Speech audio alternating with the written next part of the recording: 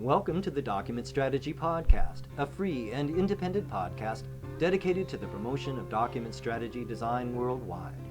I'm your host, Kevin Craine, and this is episode number 52 for May 2013. Are you making things happen or just making noise? Marketing industry researchers tell us that a typical American consumer is exposed to as many as 5,000 marketing messages every day. Technology analysts say that we create 2.5 quintillion bytes of data every day. With all of this chatter and all of this information, it's a fair question to ask in your business, your document strategy, your professional career. Are you making things happen or just making noise? That's what I'll be discussing with this month's podcast guest, Chris Brogan, the New York Times bestselling co-author of The Impact Equation. I'll ask Chris, how can you have impact in a world overwhelmed with media, messages, and information? How can you build influence and trust with your customers and your audience? How can you take a good idea to the next level of impact? All of this and more when I return with best-selling author Chris Brogan in this episode of the Document Strategy Podcast. This episode of the Document Strategy Podcast is sponsored in part by Pro Channel Manager from Crawford Technologies. Are you able to deliver important communications to your customers when, where, and how they want it? What about interfacing with digital mailbox services for significant savings and increased customer satisfaction? With Pro Channel Manager from Crawford Technologies, you can deliver critical customer communications to leading digital mailbox services, manage all customer preferences for communication delivery from one database, realize your portion of billions of dollars in printing and mailing savings with Pro Channel Manager. Best of all, you reach your best customers where, when, and how they want. Find out more about Pro Channel Manager at crawfordtech.com. That's www.crawfordtech.com. www.document-strategy.com. That's where you'll find everything you need to put together a document strategy that will result in real-world bottom-line benefits, including my 3-hour document strategy training seminar on DVD. This video training program covers the methods and concepts found in my book, Designing a Document Strategy, including an in-depth discussion of the 5-phase document strategy design model, as well as case studies that demonstrate how the approaches and methodology can be used in the real world. Folks, this is independent, user-focused education on document strategy design, the kind of information that you can take back to your place of business to build real-world strategies that will save you money, improve efficiency, and bolster end-user satisfaction. Don't have time or the funding to leave your office for industry conferences and technical seminars? No problem. Now you can benefit from this document strategy training without leaving your office. Visit www.document-strategy.com to order your copy today. There's nothing else like it available. 3 hours of document strategy design training on DVD. That's www.document-strategy.com, your real-world resource for document strategy design. You're listening to the Document Strategy Podcast. I'm pleased to welcome Chris Brogan to the podcast. Chris is the New York Times bestselling co-author of the books The Impact Equation and Trust Agents. Chris has appeared in several magazine and news articles from Forbes, the Boston Globe, USA Today, and others, and has appeared on national TV shows like The Dr. Phil Show. He's the president and CEO of Human Business Works, a business design company using publishing and media to provide tools and smarts to help professionals work better, and also the co-founder of the PodCamp New Media Conference Series, exploring the use of new media community tools to extend and build value. Chris Brogan, welcome to the Document Strategy Podcast. Totally my pleasure. Thanks so much for having me here. I love the subtitle of your book, The Impact Equation. Are you making things happen or just making noise? I love that. And in your book, you say that as the traditional channels for marketing, selling, and influencing disappear, and more people interact mainly online, that the very nature of attention is changing. What do you mean by that? Are in a space where there's a whole new kind of consumer of content out there, and let's just use content to loosely mean information that might have our interest. People are switching back and forth between things they need to grow their own capabilities and things they want to entertain or soothe them. Never before have we had so much opportunity to create and consume this kind of content. Never before have we had so much opportunity with technology to find different means by which to do both creation and consumption. You know, the tablet nation, the lean back opportunities, the huge surplus of billions and billions of videos being published to places like YouTube every day are all pointing to the fact that even useful information is getting drowned in a big sea. So then what? How do you get people to find you? How do you get people to stand out? And how do you get your information to matter to somebody? And most especially if you feel or fear that you happen to be in a space or a vertical that's not really known for entertainment, then what? So that's kind of the basic premise is there's a lot of people out there who maybe have great goals that haven't figured out quite how to translate them into an idea that's easily understood and shareable. And then more so, they haven't worked on building a platform of value where a network of people will actually care about what you had to say.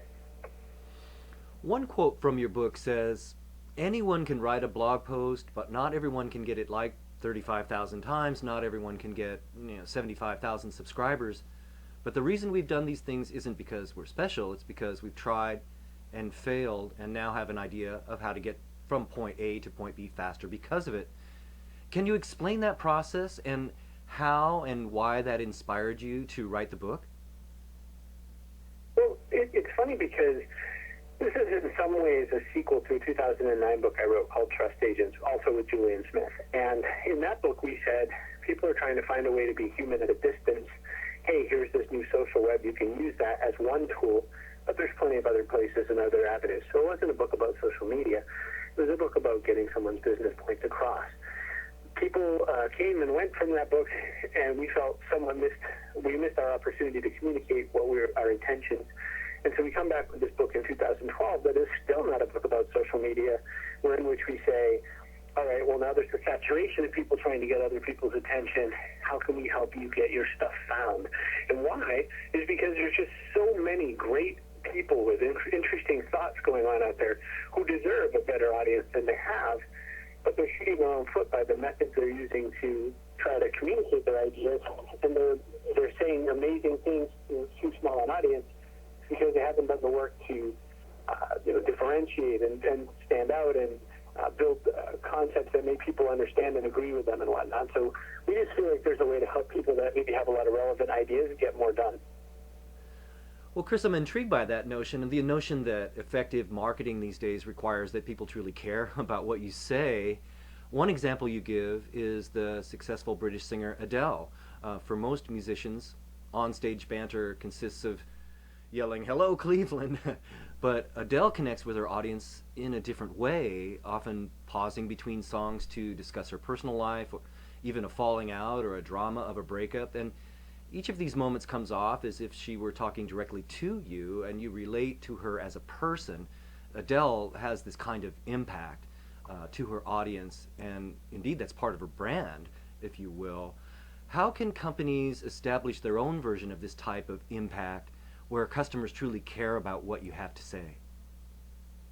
So the way Adele does it, and the way a lot of people who care about using the trait that we call echo to get that done, is that they actually try to make sure that people realize that they're seen.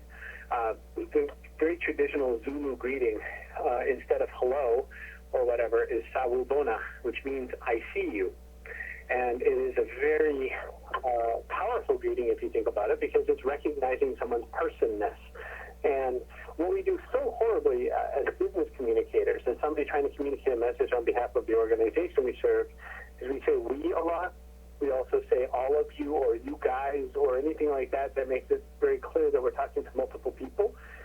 But information is consumed one-to-one, no matter how many people are in the room. I've keynoted crowds of thousands of people, and in that speech, if I kept saying you all or you people, well then by that very nature, I've separated myself from we or us or you and I.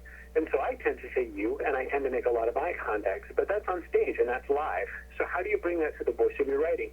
It can be something as basically simple as writing the names of some of your clients into the work that you're producing. It could be just as simple as making sure your buyer, the person who you want to have, take a reaction to what you're saying. It could be just as simple as having that person really understand that you mean them or that you understand them. And so there's a lot of different ways to go about doing that. But the real simplest part of this is to realize and recognize and accept and embrace the fact that you're trying to talk one-on-one, even if you're talking one-to-many, or especially if you're talking one-to-many, because that's ultimately what people are looking for. Is they want to know that you see them, that you understand their needs and whatever, and that's what a lot of times keep people from buying. But you don't understand me, but I'm different, but I have different needs, is usually where someone falls off of the purchasing platform. Now, every time I say the word buying and purchasing, it doesn't have to be the end goal of a sale. Remember that people purchase ideas. Remember that people buy into your concepts. The same would hold true for preachers as it would for people selling services. So don't get too tied up in the specifics of the language. Right, idea, product. You say that to be successful, you need three things: a good idea, trust among your audience, and a certain number of followers, a critical mass of followers, if you will. That's a potent mix. How does that work, and how can I achieve that mix? Trust is something that's earned over time, so it's very difficult, and it requires a lot of work. It requires a lot of transparency. A lot of companies that I've interacted with have a real trouble with that. They have a real trouble saying, yes, we had an outage. Wow, that was terrible. So sorry. Because for a long time, for instance, say uptime matters to your business, say you run a hosting platform or something. A long time, the model has been, well, if no one knows, then I won't tell anybody. And that way, magically, we'll have saved face with the people who don't know. But of course, the people who do know aren't very well served by that. So trust is really important. Getting lots of more people to, connect with your ideas and to connect with what you have to say means that they have to find some value and find some interest in them. The opportunity to get that kind of stuff on the go and make it so that it's running for a lot of people is to make information that's worth sharing. The conference is known as TED Talks. Their little buzzword is ideas worth spreading. And that's really the nature of anything that we do. We have to have sort of an emotional connection with it, and or it has to be useful. So I guess if there were three things that we want to do, we want to entertain, we want to inform, and then ultimately, if we can, we want to be very useful. And in that usefulness, then what people are going to do is really pass that information around. I mean, I have a post that I wrote a really long time ago called 50 Ways of Using Twitter for Business. And Twitter themselves put it on their primary website of resources. And so it is, to this day, years later, one of the most visited posts on my website, because a company that has 160 million users continues to refer to it as one way to think about things. So that's because it was useful. And so I think that a lot of times when we're creating material to communicate the needs of our business or whatever, we're not thinking that way. We're thinking, I need to sell some more P7-9s, and we're not thinking, how am I going to get someone to actually give a damn about this thing? That's, I think, where the challenge comes. I'm speaking with Chris Brogan, best-selling co-author of The Impact Equation. Are you making things happen or just making noise? It's time for a short break, but when we get back, I'll ask Chris to point us to some specific tactics and strategies from the book that companies can use to build and expand their brand online. So stick around. We'll be right back with this episode of the Document Strategy Podcast. Do you have great ideas but need expert writing skills to make them leap from the page? Do you have a great product or service that needs better exposure to new customers, potential partners, or the media? Craine Communications Group is a custom writing and communications agency focused on the document processing and information management industries, expert writing and editing, audio success stories and custom podcasts, and dependable and professional customer service. Contact us today at www.crainegroup.com. That's Craine, C-R-A-I-N-E, crainegroup.com. This episode of the Document Strategy Podcast is sponsored in part by Pro Production Manager from Crawford Technologies. In today's economically challenging business environment, every company must do more with less. But how do you effectively manage your workflow in a manual environment without tracking and reporting? With Pro Production Manager from Crawford Technologies, you can implement end-to-end workflow management and reporting. Find the solution that fits best for your environment with a modular design approach. Get more from your current equipment investment by integrating, not replacing. Best of all, you manage workflow from data to doorstep and back again. Find out more about Pro Production Manager at crawfordtech.com. That's www.crawfordtech.com. You're listening to the Document Strategy Podcast. Welcome back. I'm with Chris Brogan, New York Times bestselling co-author of The Impact Equation.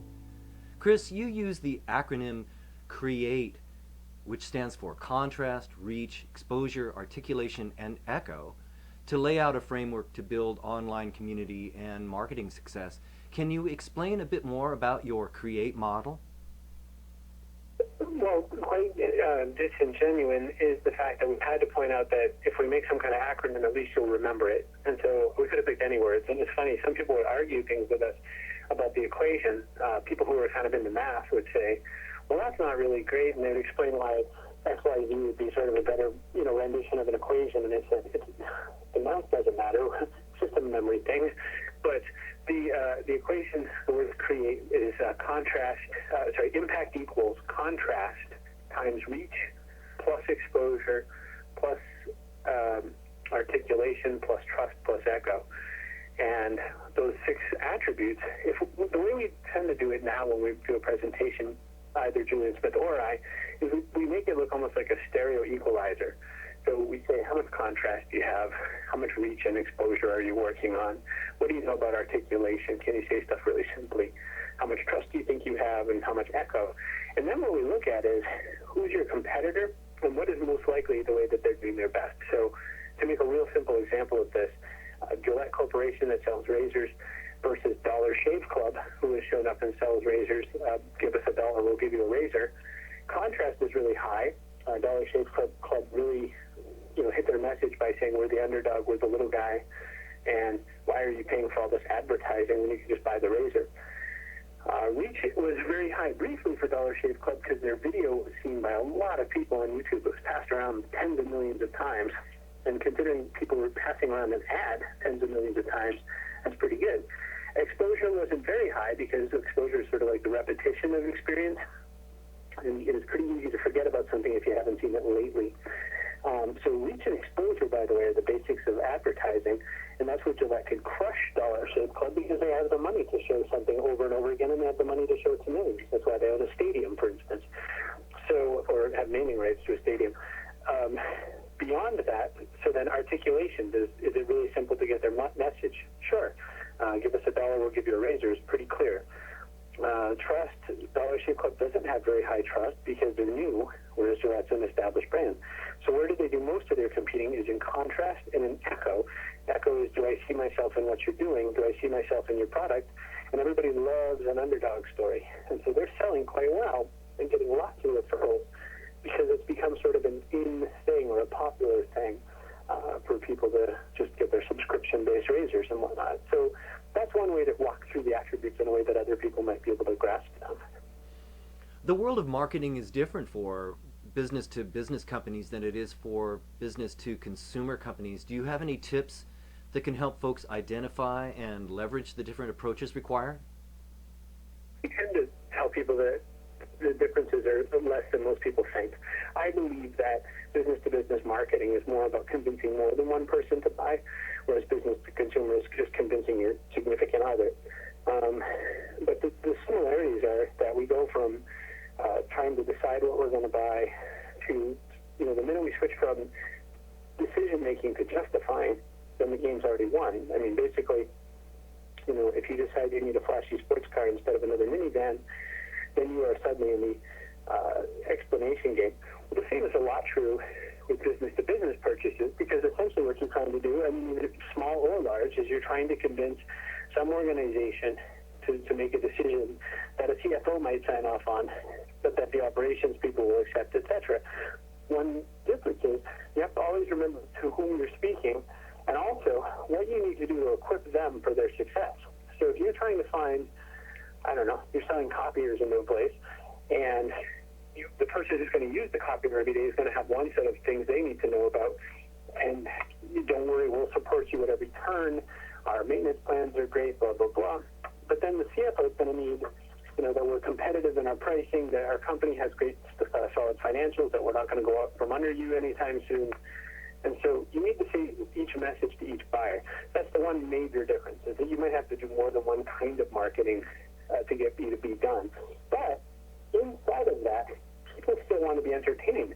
There is no license for B2B that says it's okay to be boring. We still buy from humans. I've done some surveys, and 99.86% of businesses are still run by human beings. And so we still need to appeal to human interest, human understanding, entertainment, etc. What also has to happen in B2B that's a little different than B2C is that we need sometimes a little bit more data to go with it, but it doesn't mean that the data has to be boring. Why make a white paper when an infographic can serve? People don't have the time to really read the white paper anyway. Why not make something a little more visually stimulating or even tactile stimulating in a world that's getting a lot more digital exposure? Go back to your print background and provide something really interesting to open. I sell courses for a living, and one of the courses I sent out lunch boxes, like old school 1950s style lunch boxes, and inside them there were physical cards, recipe cards I called them, for people to take some of the lessons and put them down into paper. And that tactile experience with an online course has brought me a lot more response than I originally intended. And so I'm always looking for that, and that's, again, another way to do impact, is do what someone else wouldn't expect you to do. Businesses are run by people. I like that. It sort of reminds me of the heat that Mitt Romney got for a comment that corporations were people too. But it's very true. I mean, businesses are run by people. And you're the CEO and president of Human Business Works, a business design company using publishing and media to provide tools and smarts to help professionals work better. Tell me more about what you do at Human Business Works. So the idea has really expanded over time.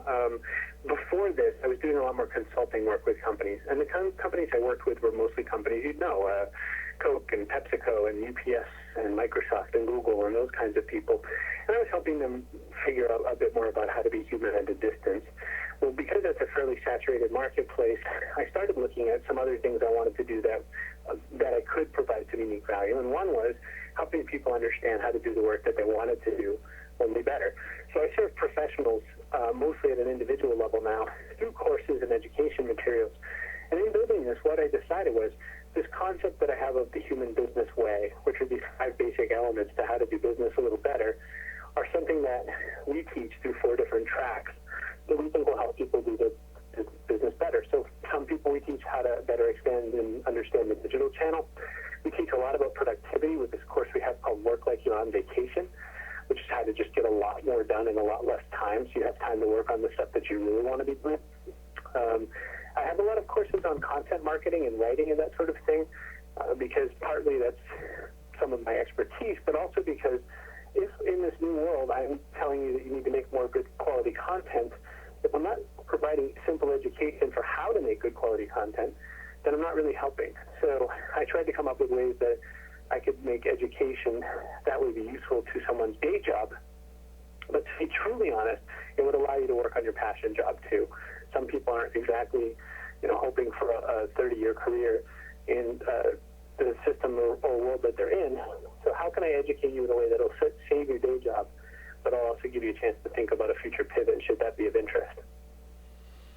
I've been speaking with Chris Brogan. Chris is the co-author of The Impact Equation and CEO and president of Human Business Works. Chris, the book is available everywhere on Amazon, online outlets, in your favorite bookstore. But how can folks contact you about your speaking and your consulting and learn more about what you do? Probably the easiest way is just to go to chrisbrogan.com, and you can probably find anything there. The thing I'd ask you to do is to consider signing up for my free newsletter, which is the first thing you'll see on the site. And that's just because that's where I give my best advice every week. So I'd love to stay in touch with you. Thank you so much for having me, by the way. Chris, it's been great speaking with you today, and I really want to thank you for being a guest on the Document Strategy Podcast. It's my pleasure, and I'm so thrilled that this exists, and congratulations on several years of good quality running. That'll do it for this episode of the Document Strategy Podcast. Join us next time when we continue to explore methods, technologies, and techniques to design real-world bottom-line strategies. I'm your host, Kevin Craine. Thanks for listening. Document-strategy.com, your real-world resource for document strategy design.